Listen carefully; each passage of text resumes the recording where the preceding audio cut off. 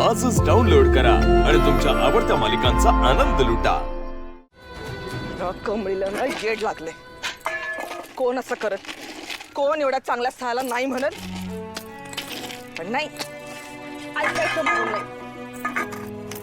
ती काय बी म्हणल, मला थोडीच तिचं ऐकून चालणार आहे। मला तिच्या लग्नाच्या तयारीला लागलंच पाहिजे। सरू, हे काय करायलीस तू? पोरीच्या सपनांची अगदी राख रांगोळी करायला निघालीस की तू? हो, असं काय म्हणते आबा? मला वाटत नाही कमळीची समधी स्वप्न पूर्ण व्हावी। तिने शिकावं, मोठं व्हावं, समधी स्वप्न पूर्ण करावी। पण तिच्या स्वप्नांच्या परिस्थितीचा जीव वाचणं लई महत्वाचं आहे। अगं, तुळजाईने कौल दिला आहे, देवी आहे तिच्या पाठीशी।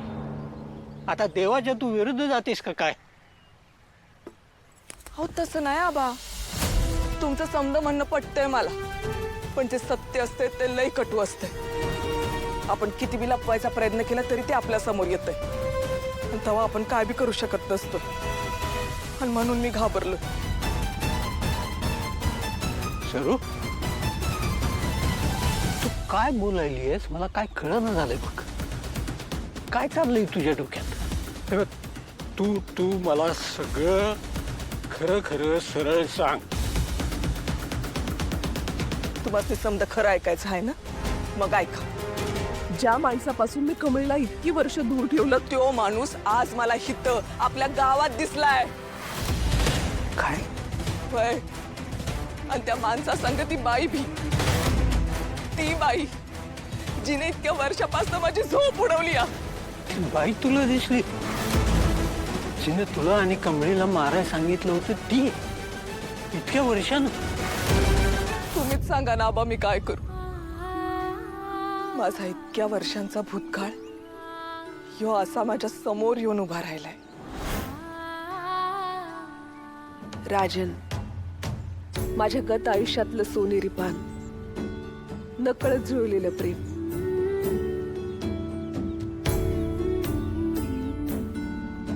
जडलेलं नातं, आणि त्या नात्याची गोंडस निशाणी माझी कमळी।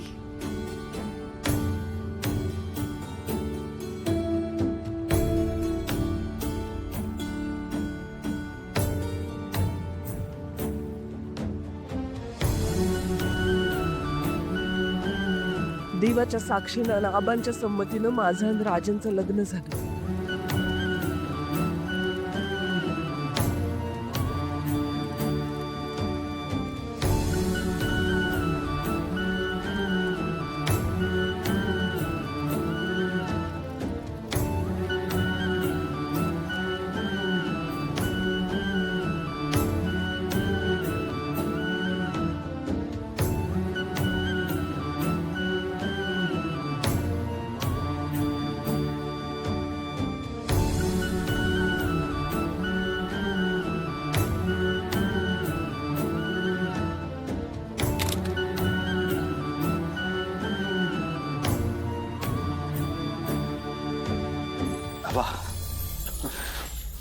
मी माझ्या हायर एज्युकेशनसाठी अमेरिकेला निघालो, बट आय प्रॉमिस मी लवकरच परत येईन।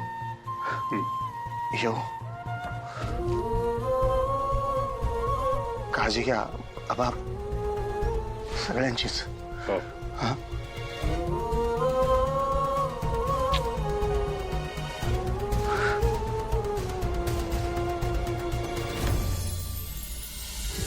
राजन, तुझा जो काही निर्णय आहे तो मान्य आहे आम्हाला, आणि त्यात आम्हाला आनंदच आहे। हो, अगदी। मी तर म्हणतो की तू सुनबाई आणि आमच्या नातीला लवकरात लवकर या घरात घेऊन ये। खरंच? हो। एक स्वप्न पूर्ण झालं होतं, पण हे नियतीला मान्य नव्हतं। राजन माझ्याशी असं कसं वागू शकतो ग? मी असताना तरी त्या भिकारड्या मुलीशी लग्न केलंच कसं? तुला माहितीये त्याला मुलगी आहे। नाही, मी एक्सेप्टच नाही करणार एक्सेप्ट। Okay baby, okay. हे आहे ना, विश्वास ठेव तुझ्या आईवर. शब्द देते मी तुला, मी तुझं लग्न फक्त राजनशीच लावून देणार. पण पण कसं? तो तिला घरी घेऊन चाललाय. असं काही एक होणार नाही. ही कामिनी रागिणीसाठी कुठल्याही थराला जाऊ शकते. आई, खरंच असं होईल?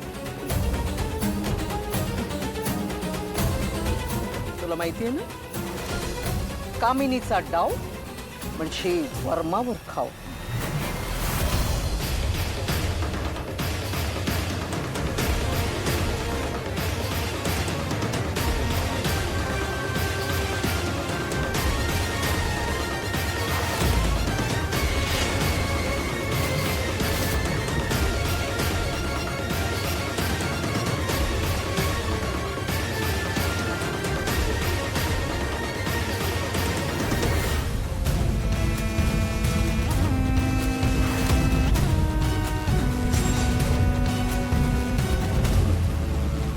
पाहताय काय? थेच कुठेतरी लपून बसल्या असतील त्या मायलेकी. शोधा त्यांना आणि संपवून टाका. एका क्रूर वृत्तीनं ते स्वप्नच उधळून टाकलं. स्वप्न जरी उधळलं असलं तरी त्याचं अस्तित्व अजूनही जिवंत आहे. आबा म्हणतात जे नशिबात आहे ते होणारच आहे. आपण कधी बी हारायचं नाही. पण आता संपले समजा. आता मी माझ्या आबांसाठी आणि माझ्या पोटच्या पोरीसाठी शरीर रूपाने जिवंत राहणार आहे फक्त. माझ्या गौरी या नावामुळे जर का माझ्या पोरीच्या जीवाला धोका असेल ना, तर मला नको ती नाव. आजपासून मी सरोज. आता ही सरोज तिच्या कमळीचं रक्षण करत. देवी आई, मला बळ दे. म्हणजे राजन इथेच आहे आपल्या गावात? वय, त्या स्वतः त्याच देवाच्या डोळ्यांनी बघितलंय. कमळीची आणि त्यांची भेट बी झाली. आबा तुम्हीच मला सांगत असताना जे काय होतंय ते तुळजाईच्या मर्जीनेच होतंय.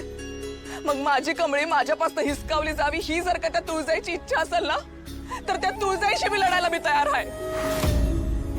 माझी कमळी सुरक्षित राहावी यासाठी मी कोणाशी बी लढायला तयार आहे.